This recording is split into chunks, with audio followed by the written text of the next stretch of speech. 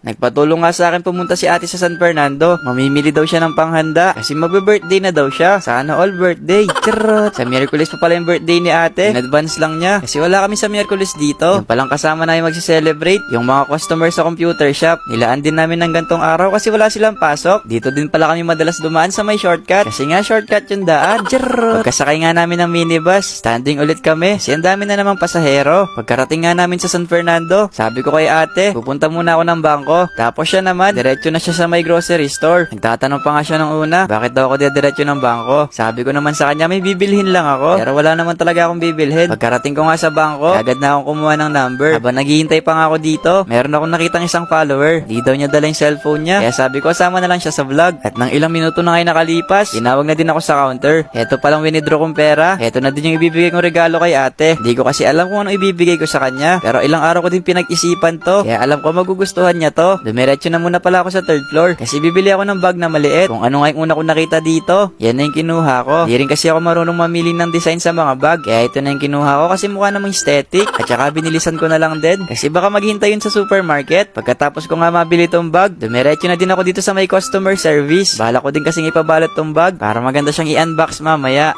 Tinanggal ko na muna pala yung mga laman na nasa loob para pagbukas niya mamaya, yung pera lang yung makikita niya. First time ko lang palang gagawin sa kanya to. Dati kasi siya yung lagi nagbibigay sa akin, lalo na nung nag-aaral pa ako. Pagkatapos ko nga maayos yung bag, pinabalot ko na din kagad kay ate. Binilisan ko na lang yung paglalakad ko dito kasi baka maghintay yun sa supermarket. Pagkarating ko nga dito, naabutan ko pa siya nagbabayad. Hintay ko nga siya matapos magbayad bago ko binigay yung regalo. Sabi ko sa kanya, mamaya niya nabuksan. Pagkabigay ko nga sa kanya ng regalo, dumiretso na kami kagad sa nagtitinda ng cake. Nalagay ko na from Charot kasi Charot naman yung tawag nyo sa akin. Charot! Pagkatapos nga namin makabili ng cake, dumiretso na kami dito sa food court. Pati ba naman dito ay standing kami. Charot! Heto lang din kasing bakanting table. Pagbukas nga niya doon sa paper bag, akala niya bag lang yung binigay ko sa kanya. Kaya naghahanap pa siya sa loob ng paper bag. Sabi ko naman sa kanya dyan, buksan niya yung sa loob, baka meron pa. At saka sabi ko sa kanya dyan, merong bato na nakalagay sa loob. Charot! Dito ko na pina-unbox sa loob ng mall. Baka kasi pag uwi namin, wala nang laman sa loob. Ako yung masusurprise nun. Charot! Di nga siya makapaniwala nung una. Akala niya pinagluloko ko siya. Pero deserve niya naman yan mga guys. Siya din kasi lagi sumusuporta sa akin kapag gumagawa ko ng vlog. Siya din yung unang naniwala sa akin. Nadarami yung mga followers ko.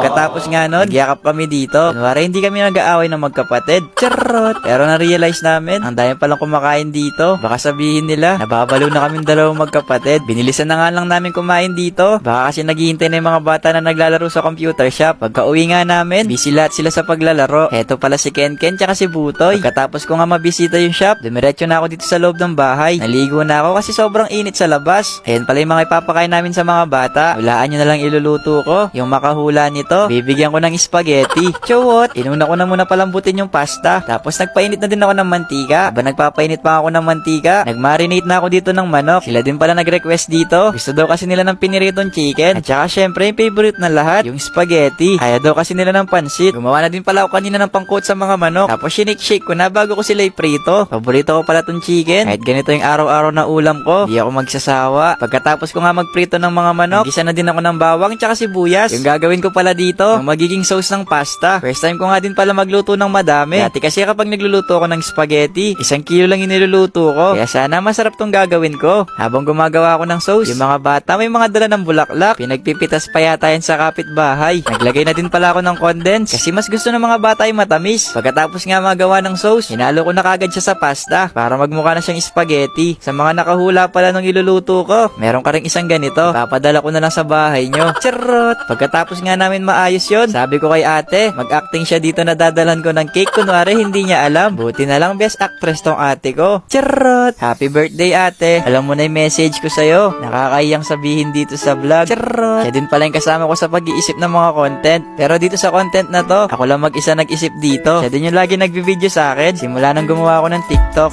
Ayun lang. Ay di pa pala tapos. Mamaya na ako magbababay. Ang sweet nga ng mga bata dito. Meron pa silang pabulaklak. Dati nga hindi ko kilala yung mga bata dito sa amin. Di rin kasi kami naglalabas. Pero nung nagkaroon ng piso net, dating tahimik dito sa bahay. Ngayon sobrang ingay na. Ito nga yung pangalawa nilang bahay. Nung kalagitnaan nga ng pandemic, halos dito na sila nakatira. Nag-uunahan pa nga sila nun. Nung dalawa pa lang yung computer. Sabi nga nila dyan, para din daw sila nag-Christmas party sa school. Ayun lang. Bye-bye!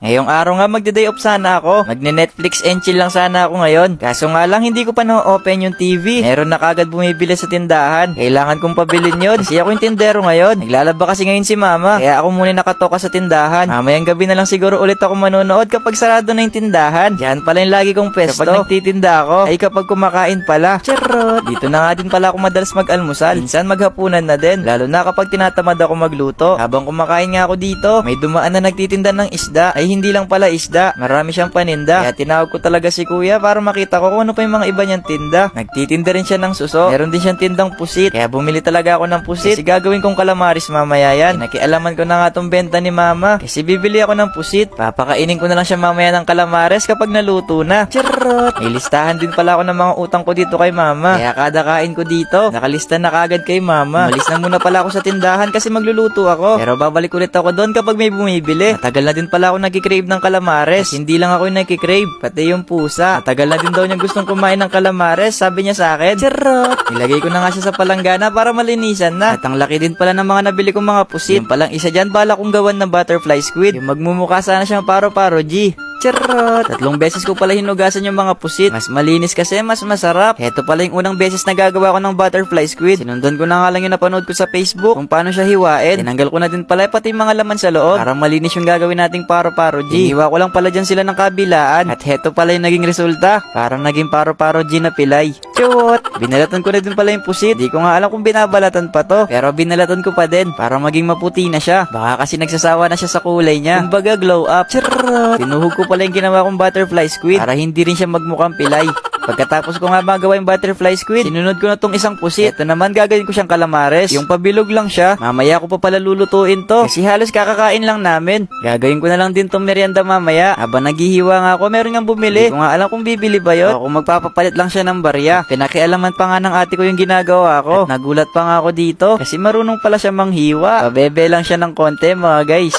Pagkarating ko nga, naabutan ko na siya ng hihiwa. Sabi ko nga sa kanya, siya na yung pumunta sa tindahan para mabilis ko na din matapos tong niluluto ko. Hinugasan ko nga ulit tong mga nahiwang pusit na ngayon ay calamaris na. Ay mamaya pa pala kapag naluto na siya. Sobrang laki nga ng pagkakahiwa ko sa mga pusit. Sobrang laki nga, pwede mo siyang gawing bracelet. Charot! Pagkatapos ko nga mahugasan, nilagay ko na sila sa isang lagayan. Dito ko na lang din sila sasangkapin. Naglagay lang dyan ako ng iklog, pamintang duwog-duwog, at saka mga ibang pampalasa. Hindi ko na sasabihin yung mga ibang pampalasa. Baka kasi kopyahin nyo. Charot! Yung ibang pampalasa pala na sinasabi ko, asin lang, para lang magmukhang aesthetic.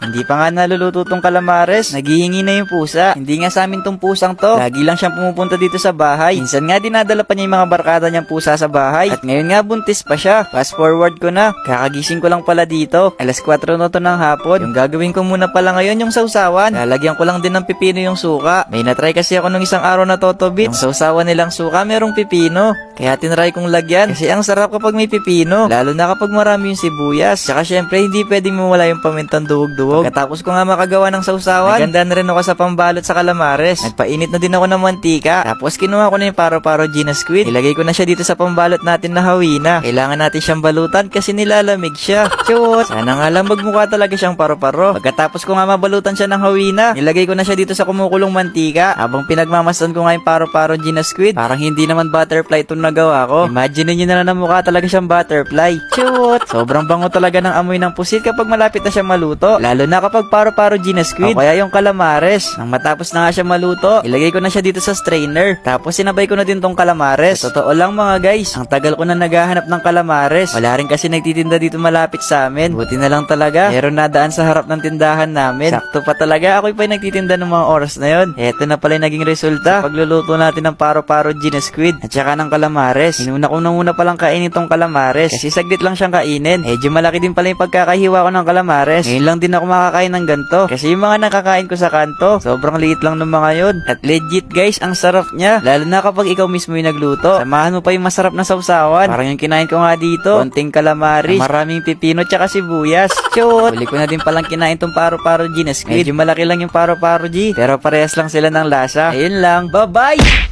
Man's world, so to speak, pussy you sour. Never giving credit where it's due, cause you don't like pussy and power. Venom. Cup noodles, Kuya Yang. Wala. Kuya, ayun po, nasa likod mo, Kuya. Wala nga. Kuya Yang. Wala. Ayun po, Kuya Yang. Nasaan? Nasa likod mo po. Wait lang.